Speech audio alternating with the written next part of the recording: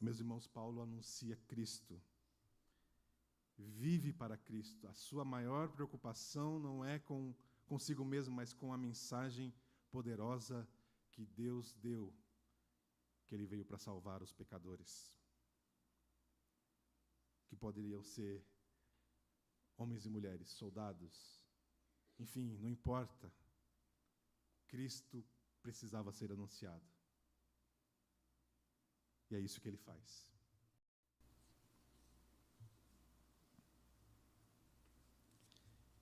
E o texto vai nos dizer que a igreja, Paulo vai nos contar, né, que a igreja em Roma é motivada pela prisão de Paulo. Eles são estimulados pela vida do apóstolo a anunciar com convicção, sem medo do que possa acontecer, as boas novas de salvação. A atitude de Paulo contagiou a igreja. A convicção que Paulo tinha de que o Senhor governa sobre todas as coisas motivou os crentes a confiarem e a urgentemente compartilhar a palavra de Deus, a levar a mensagem do Senhor com toda a urgência e determinação que é necessária. E o nosso texto prossegue, versículo 15 a 17, vai nos dizer assim: olha o que Paulo vai dizer.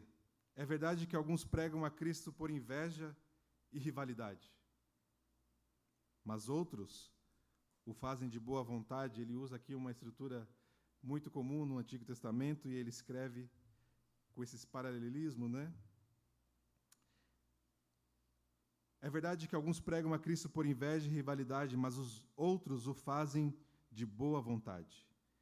Estes o fazem por amor, sabendo que aqui me encontro para a defesa do Evangelho.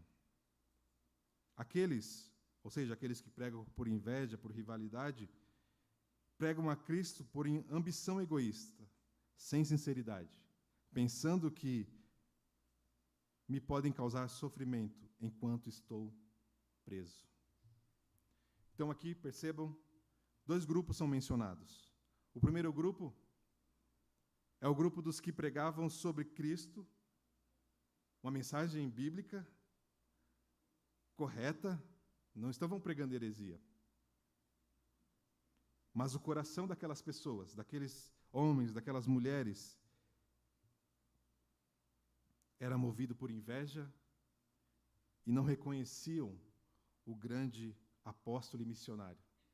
Eles não reconheciam. Já o segundo grupo reconhecia que Paulo estava preso, não por motivos banais, mas por causa da sua mensagem, da mensagem do Evangelho que ele anunciava. Então eles saíram e anunciavam a Cristo com a motivação correta. Preste atenção. Com amor pelo Senhor e pelo apóstolo. Meus irmãos, as nossas motivações, ao nos envolvermos nas coisas do reino de Deus, são muito importantes para Deus. São fundamentais.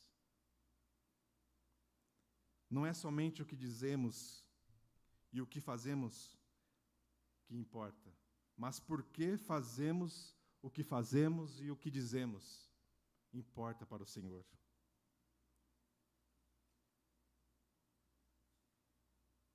Paulo precisava, nós precisamos também de homens e mulheres. Precisamos de uns dos outros e ficar ao lado daqueles que estão anunciando a Cristo, o Evangelho de Cristo, com amor e sinceridade. É disso de que Paulo precisava e tinha ao seu lado, mas ele enfrenta também oposição. Esse é o cenário. Esse é o cenário que Paulo está demonstrando toda a sua convicção e relatando aos filipenses. E relatando à igreja Consegue perceber o coração do apóstolo? Consegue perceber essa convicção que emana do servo do Senhor?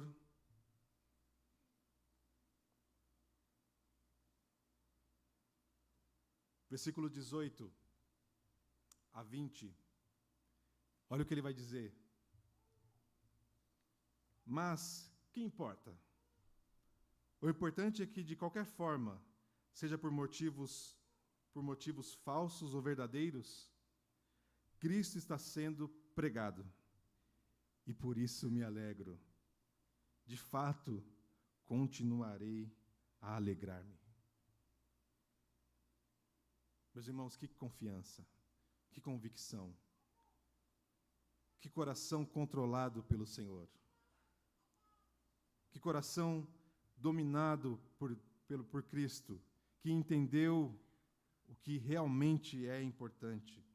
Versículo 19: pois sei que o que me aconteceu resultará em minha libertação, graças às orações de vocês e ao auxílio do Espírito de Jesus Cristo. Aguardo, versículo 20, aguardo ansiosamente, espero que em nada serei envergonhado, pelo contrário, com toda a determinação de sempre, também agora, Cristo será engrandecido em meu corpo, quer pela vida, quer pela morte. Forte isso, não? Que possamos aprender com o exemplo do apóstolo. Mas diante do conflito, diante dos ataques, a sua reputação e a situação que ele está enfrentando, ele está, perceba, mais preocupado em fazer o nome de Cristo conhecido. É realmente notável. É realmente notável perceber isso. É realmente admirável a convicção do apóstolo. Nada tira a sua alegria. Vou me alegrar e continuarei me alegrando, desde que Cristo seja anunciado.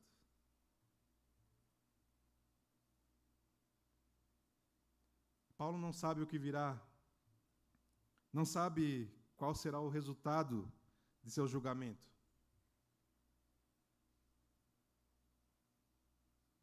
Não sabe também que ele será liberto.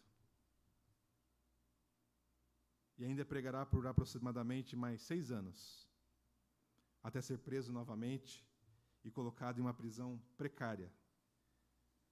E a carta que ele escreve dessa prisão precária, nós estudamos esse semestre na Escola Bíblica Dominical, 2 Timóteo. Ele já não está mais numa casa, ele vai depois para uma prisão precária, porque Nero começa, com a sua loucura, a perseguir os cristãos e a colocar a culpa nos cristãos. E é nesse período que Paulo morre, Pedro morre e outros vão morrer. Mas ele mantém a sua confiança, quer vivo, quer morto, no Senhor. Meus irmãos, nós podemos ser instrumentos de Deus até na nossa morte. Que a nossa vida seja focada em glorificar ao Senhor. Amém. Mas olha que interessante. Ele não está sozinho. Ele não está fazendo isso sozinho. Ele não consegue ter essa convicção sozinho. E ele faz questão de mencionar 2 auxílios que ele, com alegria, pode contar. As orações dos filipenses. As orações dos crentes. E o revestimento e fortalecimento do Espírito Santo. É isso que o mantém forte espiritualmente, emocionalmente e espiritualmente forte no Senhor. Dependendo de Cristo, dependendo do Senhor, nutrindo comunhão com o Senhor, com o tempo extenso que ele tinha lá na prisão. É isso que o texto nos mostra. E eu quero compartilhar com vocês aqui 5 aplicações. 5 aplicações. Primeira aplicação. Se você quer continuar vivo espiritualmente, emocionalmente fortalecido, tenha o seu quarto de oração para derramar as suas angústias, as suas ansiedades, a sua ansiedade e se fortalecer a sua confiança no Senhor. É bonito ver, aliás, é muito bonito ver e ouvir um crente falando: meu Senhor, meu Pai, meu tudo. Meus irmãos, entregue-se, consagre-se ao Senhor, sem reservas. Chegue diante do Senhor e chame o pecado pelo nome que Ele tem. Peça para o Senhor fortalecer o seu coração. Segunda aplicação para nós: descanse na soberania de Deus. Esse deveria ser o nosso travesseiro. Esse era o travesseiro de Paulo. Mesmo preso, ele descansava na soberania de Deus. Tenho certeza, convicção, que ele dormia toda noite, descansando na soberania de Deus. Tenha uma confiança inabalável nos propósitos de Deus para a sua vida, para a sua família, para a sua igreja.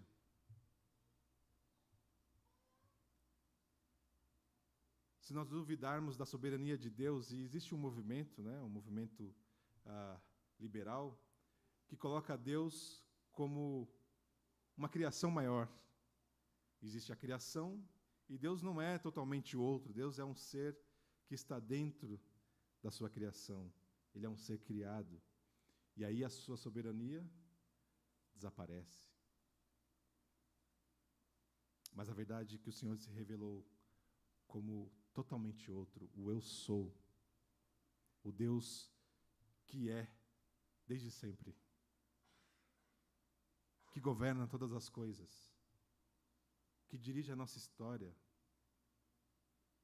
Mesmo nas decisões erradas que nós tomamos, Ele nos resgata de nós mesmos, porque Ele é soberano para sempre.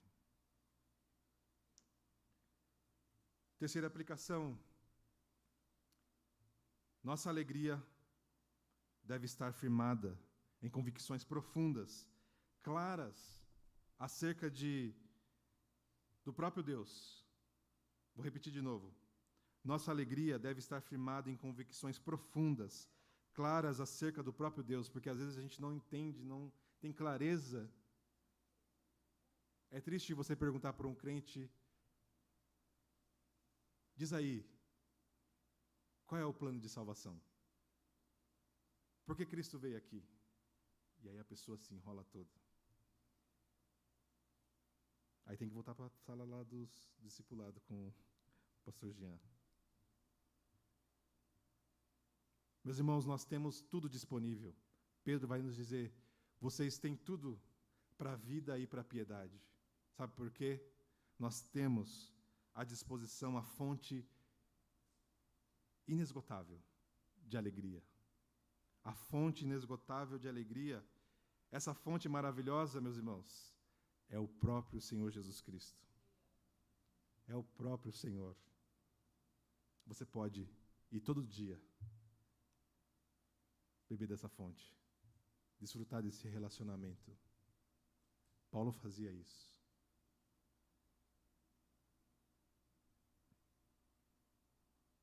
Quatro, o objetivo de tudo que fazemos durante a nossa vida aqui é a exaltação de Cristo. Se você se perder nisso, você não vai estar cumprindo a sua missão como um discípulo de Jesus.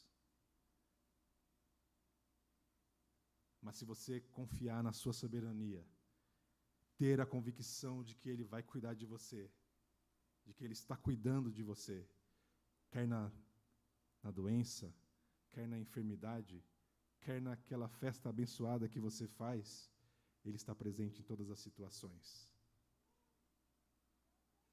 Ele estava presente com Paulo naquela prisão, o fortalecendo.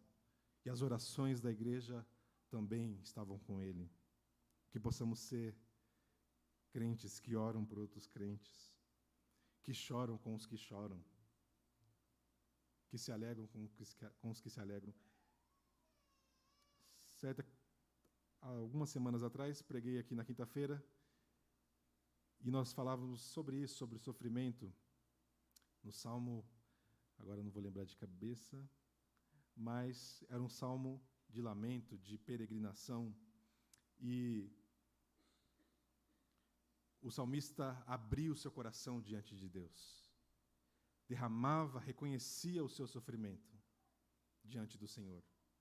Ele não negava a sua tristeza, ele não ficava aí ouvindo coaches e outros especialistas que diziam que você tem que ser forte o tempo todo. Não, ele reconhece a sua fraqueza, ele reconhece, ele vive o seu sofrimento, mas em meio ao seu sofrimento, ele sabe que tem um fundo, que tem um limite o sofrimento, mas a glória de Deus, a soberania de Deus, não tem limites, não tem coisas que possam impedir o livramento do Senhor sobre a vida dele. E às vezes é isso que nos falta, derramar o nosso coração em oração pela nossa vida e pela vida dos outros. 5. É libertador quando nos importamos mais com o nosso Redentor do que com nossa reputação. Paulo entendeu isso. Eu não estou preocupado com se eu vou desagradar Nero, se eu vou desagradar a Pedro. Eu quero manifestar Cristo. Eu quero anunciar Cristo a ricos e pobres, a gentios e judeus, homens e mulheres. Não importa. Qualquer pessoa precisa de Cristo.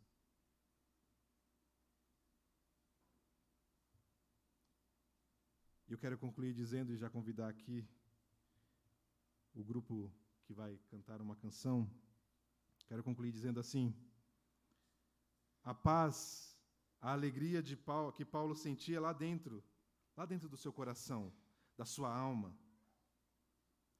não se pode comprar. Isso aqui, irmãos, não está disponível naquela loja chique do shopping. Não está disponível naquele influencer que você segue. Não está disponível para o maior bilionário do mundo comprar. Essa paz que Paulo sentia lá dentro, só pode experimentar, só pode sentir em meio a situações que você vive,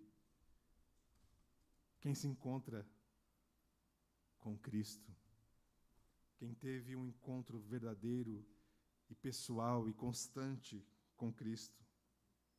Como diz uma canção antiga, é muito mais que uma religião. É Cristo vivendo em você, em mim, em nós. É isso que faz com que a confiança de Paulo seja inabalável. E é isso que fará com que a nossa confiança seja inabalável, mesmo em meio às adversidades da vida. Olhe para Cristo. Eu quero te convidar a ficar de pé comigo, nós vamos orar. E esse louvor que será entoado, eu quero que você responda, cante. Não é legal, não combina. Os irmãos estão cantando aqui e você está em silêncio. Claro, se você não pode, né, tem uma condição física que não pode, ou não conhece a letra da música, está tudo certo. Mas não combina um crente que se encontrou com Cristo, que experimentou essa graça soberana e maravilhosa, não render louvores ao Senhor, não chorar, não derramar o seu coração diante de Cristo. Feche seus olhos. Querido Deus, Pai Santo e Poderoso, o Senhor está conosco todos os dias, até a consumação dos séculos.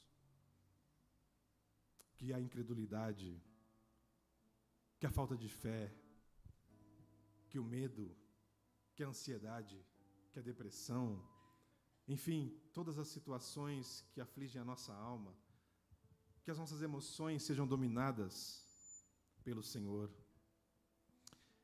Que possamos amanhã voltar, se assim o Senhor permitir, para os nossos trabalhos, para as nossas atividades, certos, convictos, firmados na certeza de que o Senhor não nos abandonou, mas de que o Senhor governa para sempre, que o Senhor está presente conosco todos os momentos.